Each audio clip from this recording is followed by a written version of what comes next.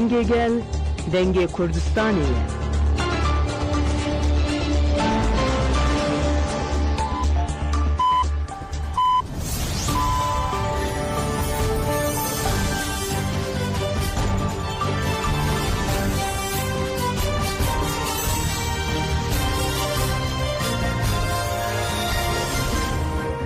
Jinavinder Uçana Radyo Denge gelden başkodarın heja yürü 21 Nisan 2025 Döşemli Brüksel saat 11 Lamede 12 Emin Uçendin hava ujede peşkeş bikendem damazade arebe rapoya.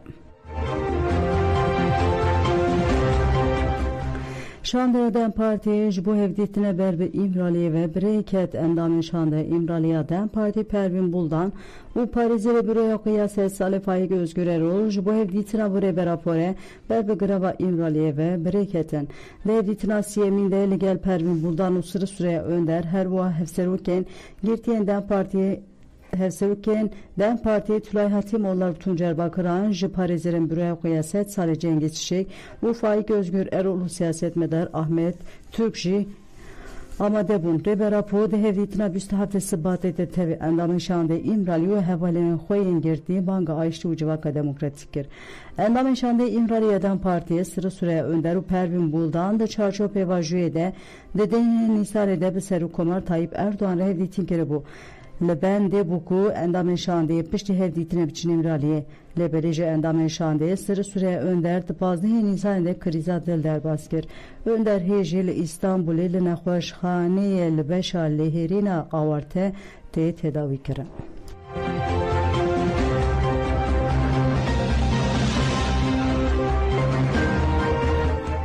Partiye Heremen Demokratik DPP Riyemin Kongre xoya asayil navçe cizir aşır naxel darxız. Kongre bir duruş məhəmə bir xısına xoya cevakek azad avad diken avaya Dem Parti pekat.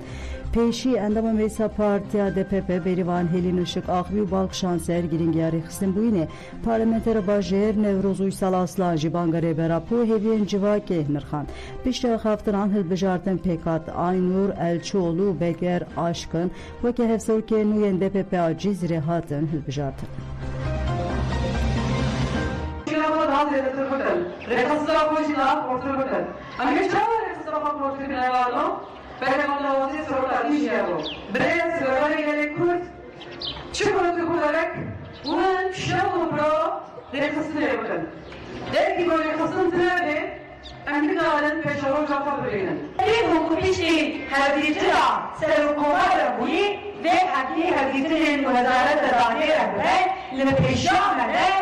Gordon kulüm emraviyat yahatı, Gordon kujubu fakat peyvaju, fakat peyvaju editen, gav uzak gibi kuyakere, libandavari ve kunaha hecacı abandavari becikine bulun. Peşamede şibu roşa, peyvaju kumenakere, gelmemende bende yoku, la asla demokrasiyle, la asla fikirine hukuk eder, nadizi, nasname, o fikirin, o kabul kira, nasname, gel kuda, kabul etin kavcaya. İyi devleti hamiye amane, paketeki değerli bir meclisi. Buna o paket değerminde, Lipevaji ile dahi, ancak bu demokratik bu hukuka Türkiye'de Tayyip'e bir savaşa getiriyor, ve çiftliğin ne yani? Gelip cihetle bir zirvedir, tafakla ve hızlıkiriyle, بهذا السجن عقاب لنوع شيء حدائق القانون حدائق السياسة بقى البلاد في عجل.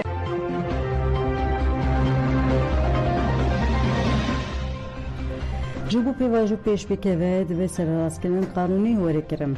2014 de datke mafe Mruvan Avrupa'ya de müjar mafe heviye de biryarda ku kesen 25 sallı girtke ilamane de veji mafe heviye feyde bigirin.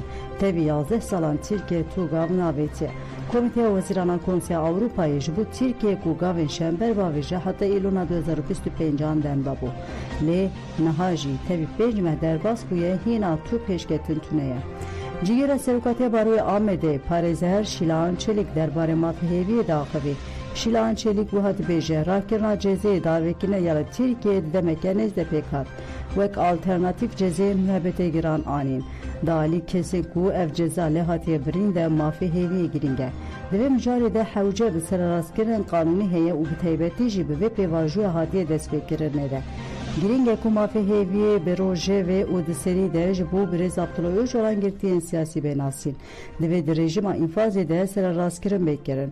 Di şertên muhabeta giran de berdana bi şer tune ye. Divê mijarê de jî serrastkirin bêkirin. Dikare mafê hêviyê bikeve bin ewlehiya qanûnî û pêk bê. Şîlan Çelîk wiha bidawî kir. Dememe hinek usulê dinêrin. Lê dema em dinêrin ev biryarên dememeyê pêk nayîn. Divê Tirkiye serrastkirina qanûnî bike. Mafê hêviyê de aliyê hukukî û siyasî û gelek nakokiyên din de mijareke mirovî û wijdanî ye.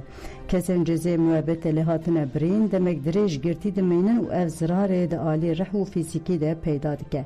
Gelek girtiyê nexweş hene. Ji ber vê divê mafê hêviyê bênasîn astengê ji holê bêra kirin.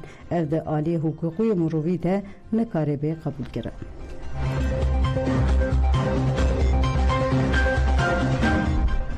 Küçük Balaban got ji bo Abdullah Öcalan mafê Afûyê taybet bikarbênin. Hevserokê Geştiya İHD Hüseyin Küçük Balaban diyar kir ku ji bo pêvajoya baş bi meşe divê ji bo rêberapo mafê Afûyê bi taybet were bikaranîn.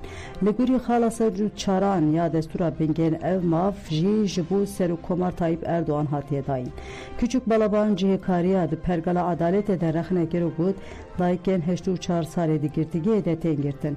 Nexweşên giran ku sû 5 salan di girtîgehan de mane nayê berdan.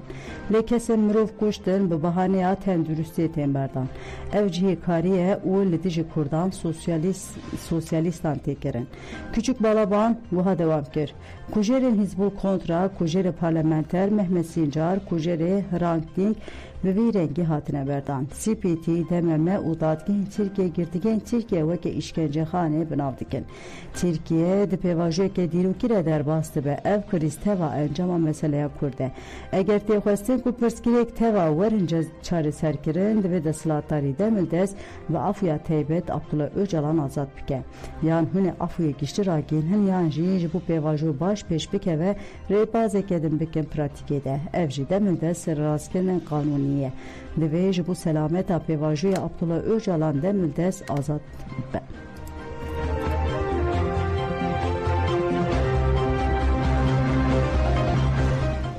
Êrişên artêşa Tirk bên haber devam dike tevê agirvesa gerîla êrişên artêşa Tirka dagirker elne herîmên parasta medya didome. Saziya Spîtê Amerîka ragihand ku îro 5 caran artêşa Tirka dagirker gundên dikevin sînûrê di Hokeya Başûrê Kurdistanê bombardan kiriye. Endamên Saziya Spîtê Amerîkaya Iraqê Kamuran Osman derbarê êriş û bombarana artêşa Tirk ya li ser Başûrê Kurdistanê daxuyanek da. Kamuran Osman balkişan êrişên di navbera saat 10 hatta 15 nîro got artêşa Tirk 5 caran gundên Mijê, Kevnê Mijê, Spîndarê û Gigaşê dikevin dever ber gare ya ser bi navçeya Amêdê ya Duhokê bombabaran kir. Hat ragihandin derbarê zirar û ziyanên bombabaranê agahiyên pêwîst nehatine girtin. Kamuran Osman aynı zaman ku nava hefteyekê ye êriş û bombabaran artêşa Tirk li ser çayê û derdora wê dijwartir bûye. Hêjayî birxistine piştî banga rêberapoya Aştî û Civaka Demokratîkê adarê PKK agirvest ragihandibû. Tevê agirvestê ji artêşa Tirk û dewleta Tirk êrişên xwe yê li ser qada gerîla didomîne. Guman heye ku Kumandarên artêşa Tirk naxwazin şerî heyî bidawî bibe û hin raydarên hikûmeta AKP jî piştgiriya vê ekîba randxwir dike.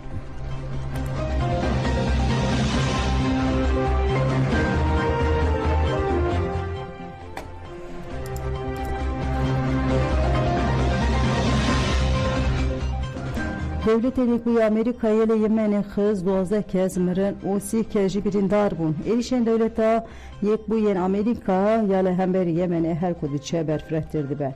Şeva yekşemê balafirê şerên Devletê Yekbûyî Amerîka li paytexta Sanayê gelek cihên hedef girtin.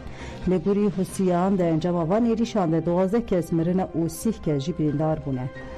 Husî îddia dike ku êriş li hemberî bazara li taxa Farwa ya herema Şubayê pêkatiye. Ev herem beriya meha jî ji aliyê Amerîkayan ve hatibû hedef girtin.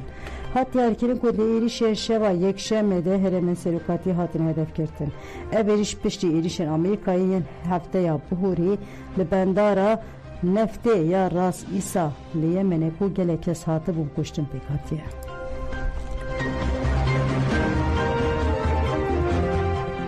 Böyle godan cemen uçen sağ yazdı peşkeş girer ana hatırı ve demiş.